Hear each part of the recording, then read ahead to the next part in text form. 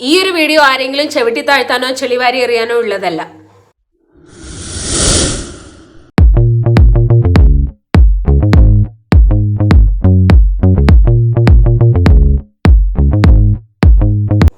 Social മീഡിയയിൽ ഈ അടുത്ത ദിവസങ്ങളിലായിട്ട് ഏറ്റവും കൂടുതൽ ആളുകൾ സംസാരിച്ചുകൊണ്ടിരിക്കുന്നത് മെഹനാസ് മെഹനും അവന്റെ രണ്ടാമത്തെ കല്യാണവുമായി ബന്ധപ്പെട്ടിട്ടാണ്.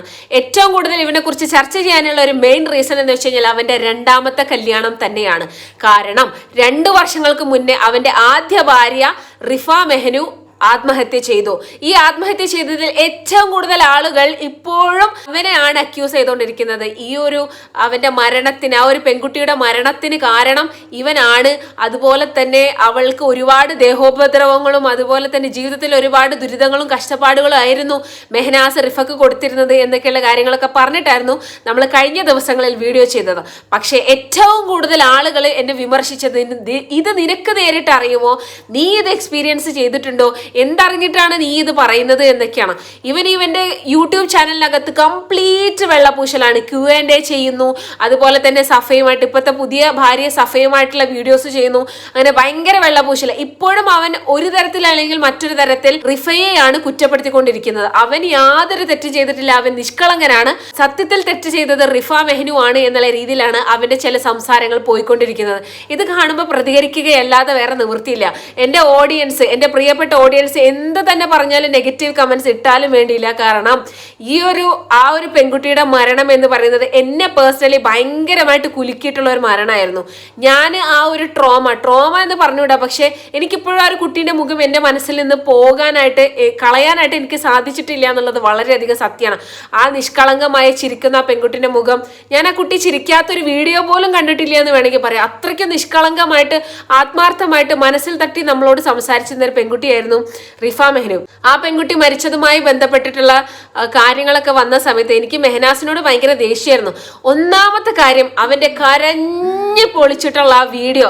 അവള് മരിച്ച സമയത്ത് അവന് ലൈവ് ചെയ്തു, മരിച്ചു എന്ന് പറഞ്ഞിട്ട് ലൈവില് വന്നിട്ടാണ് ആളുകളെ അറിയിച്ചത്.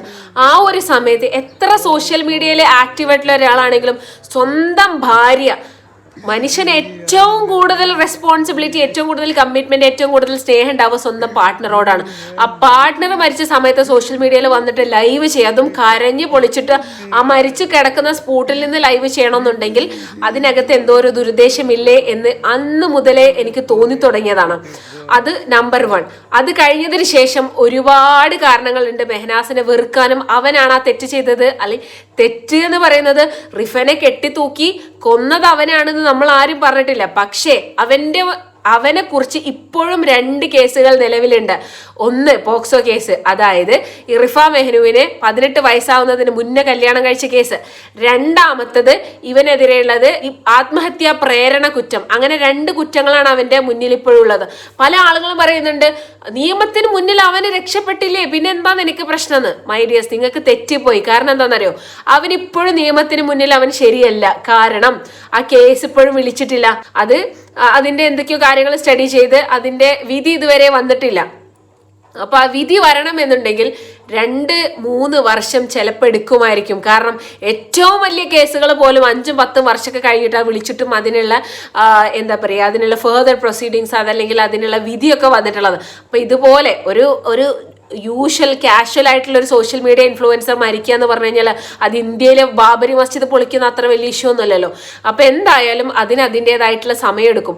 ആ സമയം കഴിയുന്നതിന് മുന്നേ അവൻ തെറ്റുകാരനല്ല എന്ന് വിധി, അതല്ലാന്നുണ്ടെങ്കിൽ നിയമം ഇതുവരെ വിധിച്ചിട്ടില്ല. ആ ഒരു സാഹചര്യത്തിലാണ് അവന്റെ കല്യാണം കഴിയുന്നത്. ആ സമയത്ത് എന്തായാലും ചോദിക്കും. പിന്നെ അവൻ പറയുന്നുണ്ട്, എനിക്കിനി റിഫയല്ലാതെ വേറൊരു ഭാര്യയല്ല, എൻ്റെ കുട്ടി അസാൻ മെഹനുവിനെ ഞാൻ നന്നായിട്ട് നോക്കും, അവന് ഉമ്മയായിട്ടും ഉപ്പയായിട്ടും ഞാൻ തന്നെ അവനെ വളർത്തും, അവന് ഉമ്മയില്ലാത്തൊരു വിഷമം അറിയിക്കില്ല എന്നൊക്കെ അവൻ ഘോരം പറഞ്ഞിട്ടുണ്ടായിരുന്നു. അങ്ങനെ പറഞ്ഞ അവന്റെ സ്നേഹം ഇപ്പൊ എവിടെ? അവൻ ചോദിക്കുന്നുണ്ട്, ഞാൻ മാത്രമാണോ കല്യാണം കഴിക്കുന്നത്? 2 വർഷം ഞാൻ നിന്നില്ലേ, ഞാൻ കല്യാണം കഴിക്കാതെ ഇങ്ങനെ പുരയിൽ ഇരിക്കണം എന്നാണോ നിങ്ങൾ പറയുന്നത് എന്നൊക്കെ അവൻ ചോദിക്കുന്നുണ്ട്. അപ്പം ഇതെല്ലാം വെച്ച് നോക്കുമ്പോൾ പിന്നെ അതുപോലെ തന്നെ നമ്മുടെ റിഫ മെഹനു അവളുടെ ബ്രദറിനോട് സംസാരിക്കുന്ന വോയിസ് ക്ലിപ്പ് ഉണ്ടായിരുന്നു. അവൻ മർമ്മം നോക്കി ഇടിക്കുമായിരുന്നു, മർമ്മം നോക്കി കുത്തുമായിരുന്നു, ഒരുപാട് മോശപ്പെട്ട പ്രവർത്തികൾ അവളോട് ചെയ്യുമായിരുന്നു എന്നൊക്കെ പറഞ്ഞത് റിഫയുടെ വോയിസിൽ തന്നെ കേട്ടിട്ടുള്ള നമ്മൾക്ക് മെഹനാസിനെ കുറിച്ച് പറയല്ലാതെ വേറെ എന്താണ് നമ്മൾക്ക് നിവൃത്തിയുള്ളത്? എന്തൊക്കെയോ കമന്റ്സ് വന്നോട്ടെ, എന്തൊക്കെയോ നെഗറ്റീവ് കാര്യങ്ങളൊക്കെ വന്നോട്ടെ, പക്ഷെ ഞാൻ ഈ തെറ്റിനെതിരെ ഞാൻ സംസാരിച്ചുകൊണ്ടേയിരിക്കും. കാരണം ഞാനൊരു പെൺകുട്ടിയാണ്. ഒരു പെൺകുട്ടിക്ക് അനുഭവിച്ചത് അതിനെക്കുറിച്ച് ഞാൻ സംസാരിച്ചു കൊണ്ടേയിരിക്കും. പ്രത്യേകിച്ച് അതൊരു സോഷ്യൽ മീഡിയ ഇൻഫ്ലുവൻസർ ആയി എന്ന് വിചാരിച്ചവർക്ക് പ്രത്യേകത ഒന്നുമില്ല. പക്ഷേ ആ ഒരു ഇൻഫ്ലുവൻസറുടെ ജീവിതം എന്ന് പറയുമ്പോൾ അത്രയ്ക്കും ക്ലിയർ ആയിട്ട് ആളുകളുടെ മുന്നിൽ വന്നതായിരുന്നു. അങ്ങനെ ഒരു കുട്ടീനെ തെറ്റുകാരിയാക്കിയിട്ട് അവൻ രണ്ടാമത്തെ കല്യാണം കഴിക്കുമ്പോൾ അത് പ്രശ്നം തന്നെയാണ്.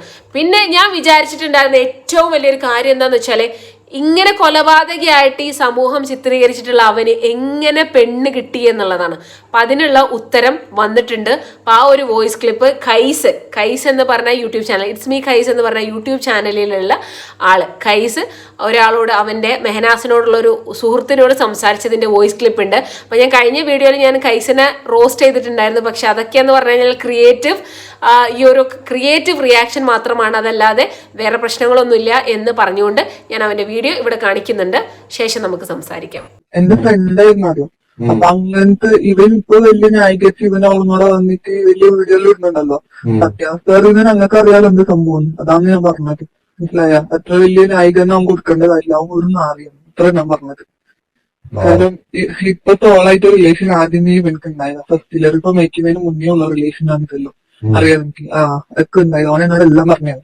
എന്റെ ഒരു പക്ഷെ തെളിവുകളൊന്നും വന്നിട്ട് അങ്ങനെയല്ല. ഓന് ഞാൻ വീഡിയോ കോൾ ആക്കുന്ന 2 ഫോട്ടോ മാത്രം ഞാൻ അയച്ചിട്ടുണ്ട്. ബാക്കിയൊന്നും എന്റെ കിട്ടിയിട്ട് അത് രാത്രി എത്ര മണിക്കാണ് 11-12 എന്നെ വിളിച്ചത്. അന്നേരം ഈ ഒരു ടോക്ക് പറഞ്ഞപ്പോ റെക്കോർഡൊക്കെ കഴിഞ്ഞിട്ടോ ഞാനിതാക്കി വെച്ചു, മറ്റേ സ്ക്രീൻഷോട്ട് എടുത്ത്. പിന്നെ ഓന് സംസാരിക്കുമ്പോ പറഞ്ഞാൽ ഇൻസ്റ്റയിൽ വന്നിട്ട് മറ്റേ നമ്മളെ വാനിഷ് മോഡ് ഇഷ്ടം വർത്താനം സ്ക്രീൻഷോട്ട് എടുക്കാൻ കഴിയില്ലല്ലോ. അങ്ങനെയല്ല ഓനാണ്. ഓനിപ്പോ വലിയ നല്ലോനായിട്ട് ക്യാബിനറ്റ് തന്നെ നിൽക്കുന്നു. പിന്നെ ഓനല്ല പറയുന്നില്ല. ഓൻ എന്തായാലും റിഫാനെ പറ്റി എന്നോട് പറഞ്ഞെന്നറിയാം. ഇപ്പൊ അങ്ങനെയൊന്നും ഇങ്ങനെയൊന്നും നമ്മളാ ഒരു ചെങ്ങായിണ്ടല്ലോ വീഡിയോ അത് തന്നെ ഓനും പിന്നെ റിഫാന്റെ ഉമ്മ പിന്നെ റിഫാലായിട്ട് ഭയങ്കര വേറെന്തോ ഇല്ലാത്ത റിലേഷനുകളുണ്ട് എന്നോട് പറഞ്ഞു. എനിക്ക് അതിനാണ് ഓൻ ഇത്രപ്പെട്ട് സപ്പോർട്ട് പിടിച്ചിട്ട് നിൽക്കുന്നത്. അതെന്തെല്ലാം കഥ ഒളിമ്പിച്ചിരുന്നറിയോ. എന്നിട്ട് ഇപ്പൊ നല്ലവനായിട്ട് വരുന്നത്. ഇതെല്ലാം കാണുമ്പോൾ എനിക്ക് തെറ്റ് പോലത്തെ കയറി വരുന്നത് പറയുന്നുണ്ടെങ്കിൽ. കള്ളന്മാരുടെ കാര്യമില്ലല്ലോ എനിക്കിങ്ങനെ. എന്നിട്ട് ഓൻ തന്നെ എന്നോട് പറഞ്ഞു ഓനക്ക് വേറെ റിലേഷൻ അതിന്റെ ഇടയിൽ ഉണ്ടായിരുന്നു, അങ്ങനെ പ്രശ്നം പറ്റിയാവും എല്ലാം ഓൻ പറഞ്ഞിട്ടുണ്ട്. അങ്ങനെ ഓനക്ക് എന്തോ ഇഷ്യൂ ആയിട്ട് പിന്നെ റിഫാന്റെ പേരിൽ എന്തോ ഒരു പ്രശ്നമായി. അങ്ങനെയാണ് ഇതായിട്ട് കൊണ്ട് വെക്കുന്നതെന്നോ പറഞ്ഞത്. ക്ലിയർ ആയിട്ട് പറഞ്ഞിട്ടില്ല കഥ എന്താണ്. പിന്നെ വേറെ ഉണ്ടായിരുന്നല്ലോ ഫസ്റ്റിലെ ഒരു പെണ്ണിനെ ഇറക്കിയിട്ടുണ്ടായില്ലേ ആദ്യം. അവള് ഇവിടെ ഉള്ള തന്നെ എറണാകുളം എന്നുള്ളത്. അവള് കല്യാണം കിട്ടിയ ഒരു കുട്ടിയുണ്ട്. അപ്പൊ ഇവര് കളിച്ച പ്ലാൻ എന്ന് പറഞ്ഞാല് 2 ദിവസം മുന്നേ ഇവന്റെ ഫ്രണ്ടായിട്ട് ഞാൻ അത്ര കോൺടാക്ട് ഉണ്ട്. അപ്പൊ ഒരു പ്ലാൻ എന്ന് പറഞ്ഞാല് ഇവള് ഇപ്പൊ മാർക്ക് എഡിറ്റ് കാണിച്ചിട്ട് ഇപ്പൊ റിവീൽ ചെയ്യില്ല. അപ്പൊ ഒരു ഇഷ്യൂ പൊട്ടാൻ വേണ്ടിയിട്ടാണ് ഇവര് വെയിറ്റ് ആക്കുന്നത്. കാരണം ഒന്നും കൂടെ ഒന്ന് സെലിബ്രേറ്റ് ആവാൻ വേണ്ടിയിട്ടാണ് കളിച്ചത്. അപ്പൊ എല്ലാരും ചർച്ച ആക്കി കഴിഞ്ഞിട്ട് ഒരു ഇഷ്യൂ വന്നു കഴിഞ്ഞിട്ട് ഓളെ ഫേസ് റിവീൽ ആക്കാൻ വേണ്ടിയിട്ടാണ് കളിച്ചത്. മനസ്സിലായത്? ഇപ്പൊ ഇന്ന് റിവീൽ ആക്കിയിട്ടുണ്ട്. ഇന്നിപ്പോ രാത്രി കുറച്ചേരം മുന്നേ ഓനെ ഒരു വീഡിയോ ഇട്ടത്. ഇതിന്റെ ഫോട്ടോ ഇട്ടിട്ടുണ്ട്. ഇപ്പൊ ഓൻ ഇവിടെ എറണാകുളം വന്ന സമയത്ത് ഇവളെ കാണുന്ന സമയത്ത് എന്നെ വിളിച്ചിട്ടുണ്ടായി. ഞാൻ ഇവിടെ ഉണ്ട്, മീറ്റാക്കാൻ പറ്റുമോ എന്ന് ചോദിച്ചിട്ടല്ലോ. അന്നേരം എന്നെ വിളിച്ചിട്ടുണ്ടായി. അതെന്ന് പറഞ്ഞാൽ എനിക്ക് വരാൻ ചെയ്യില്ല, ഞാൻ പിറ്റേ ദിവസം ഇറങ്ങുന്നുള്ളൂ ലുലു എടപ്പള്ളിയിലുണ്ടെന്ന് പറഞ്ഞിട്ട് എന്നെ വിളിച്ചത്. ഓൻ ഇവിടെ ഇടയ്ക്ക് വരുന്നത് ഈ പറഞ്ഞ കാണാൻ പറ്റാം. ഞാൻ അറിഞ്ഞ സംഭവം വെച്ചാൽ എന്താ, ഡിസംബർ മുന്നേ ഒക്ടോബറിലാണ് ഇവനായിട്ട് ഞാൻ കോണ്ടാക്ട് ആക്കിയത്. കാര്യങ്ങളൊക്കെ അറിഞ്ഞത്. മനസ്സിലായോ? ഓന്റെ ഫാമിലിയൊക്കെ എല്ലാരും പോക്ക് തന്നെ. അറിയാൻ പറ്റി എല്ലാരും പോക്ക് തന്നെ. ഒട്ടും നല്ലതല്ല എല്ലാരും അറിഞ്ഞ വർത്താനം. ഓനിക്ക് ശരിക്കും പറഞ്ഞാണ്ടല്ലോ റിഫാൻ അങ്ങനെ അത്ര ഇഷ്ടമുള്ള വ്യക്തമുണ്ടല്ല. ഒരു പെണ്ണെ കാണുമ്പോൾ മറ്റേ ഇതിലുള്ള ചിന്തയൊന്നും വരുന്നില്ല. അറിയോ? അവൻ എന്നോട് പറഞ്ഞത് അങ്ങനത്തെ വർത്താനോ. അന്ന് ഞങ്ങൾ നിർത്തിയതാണ് റിലേഷൻ. പിന്നെ മുണ്ടൊന്നുമില്ല. പിന്നെ മര്യാദക്കാർക്ക് വിളിക്കുമ്പോ ഓക്കെ പിന്നെന്താ അത്രയും പറയുള്ളൂ. ഇക്ക വലിയ സത്യവാനായിട്ട് നിർത്തേണ്ട കാര്യമൊന്നുമില്ലല്ലോ.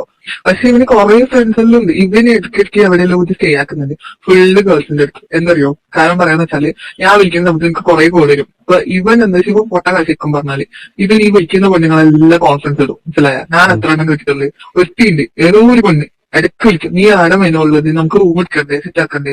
എന്നോട് പറയും കണ്ടാ എന്റെ ഫാൻസാന്ന് അങ്ങനെ പിന്നെ എന്തിന് മറ്റേ പരിപാടിക്ക്. മനസ്സിലായ? എത്ര വേണോ എനിക്ക്, എത്ര വേണോ. എന്നിട്ട് പുറമെ എന്നിട്ട് എല്ലാം ഹൈഡാക്കിട്ട് വിളിക്കുന്നത്. ഒരു വേറെ ഉണ്ടായിരുന്നു ആലുവ തന്നോട് കല്യാണം കഴിഞ്ഞിട്ട് ഒരു കുട്ടികളെന്ന് പറഞ്ഞത്. ശരി ഇവളാണോന്ന് എനിക്കറിയില്ല. വേറിട്ട് അവളായിട്ട് ഇതുപോലെ റിലേഷനായിട്ട് ഇവിടെ എറണാകുളത്തെ എടപ്പള്ളിയല്ല ടവർ എവിടെയോ റൂം എടുത്ത് സ്റ്റേ ആക്കിയിട്ട് നിന്നിട്ടുണ്ടായി. പിന്നെ ഓൾ ഇറക്കുമ്പോ മൈൻഡൊക്കെ മാറി ഇഷ്ടമല്ല എന്നെല്ലാം പറഞ്ഞു പോയി. കേസും കൂട്ടല്ല ഇപ്പൊ വേണ്ടെന്നെല്ലാം പറഞ്ഞിട്ട് പോയി. എന്നിട്ട് പിന്നെയാണ് ഈ ഓളായിട്ട് എപ്പോ റിലേഷൻ തുടങ്ങി എനിക്കറിയില്ല. ഇവളായിട്ട് ഇവിടെ ഇടയ്ക്ക് വെത്തം പൂക്കെല്ലാം ഉണ്ടായിരുന്നു. എന്നോട് പറയുന്നത് എറണാകുളത്തിന്റെ മീറ്റാക്കാം ഇങ്ങനെ വിളിച്ചോളൂ. ഈ പോക്കാണ് മനസ്സിലായോ. ഇപ്പൊ എന്താ പെണ്ണിന് അറിയില്ല ശരിക്കും പറഞ്ഞ ഇവൻ എന്താ സംഭവം മനസ്സിലായോ. അങ്ങനത്തെ അപ്പൊ മൈ ഡിയേഴ്സ്, ഈ വീഡിയോക്കകത്ത് നിങ്ങൾ കണ്ടല്ലേ എന്തൊക്കെയാണ് ആ ഒരു ഫ്രണ്ട് മെഹനാസിനെ കുറിച്ച് പറയുന്നത്. വളരെ മോശമായിട്ട് സംസാരിക്കുന്നത്. ഇതിൽ ഏറ്റവും വലിയ കോൺട്രവേഴ്സി എന്താന്ന് വെച്ചാൽ സഫയെ ഇവനെ നേരത്തെ അറിയാമായിരുന്നു. മെഹനാസും റിഫയും വിവാഹിതരായിട്ട് റിഫ മരിക്കുന്നതിന് മുന്നേ തന്നെ സഫ എന്ന് പറഞ്ഞ അവന്റെ ഇപ്പത്തെ ഭാര്യയെ അവൻ അറിയാമായിരുന്നു.